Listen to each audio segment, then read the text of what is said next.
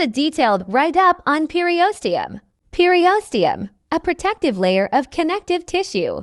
The periosteum is a thin layer of connective tissue that covers the outer surface of bones. It plays a vital role in bone growth, development, and repair. Structure. The periosteum consists of two layers. 1. Fibrous layer *, the outer layer, composed of dense fibrous connective tissue.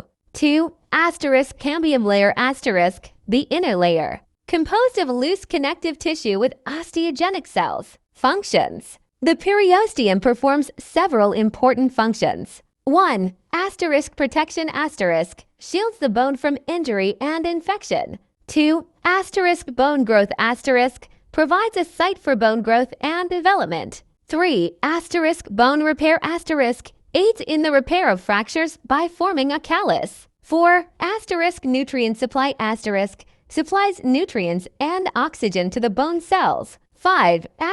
Sensory function *, contains nerve endings that detect pain, pressure, and vibration. Clinical significance. Damage to the periosteum can lead to various conditions, including 1. Periostitis *, inflammation of the periosteum. 2. Periosteal reaction *, abnormal bone growth or formation. 3.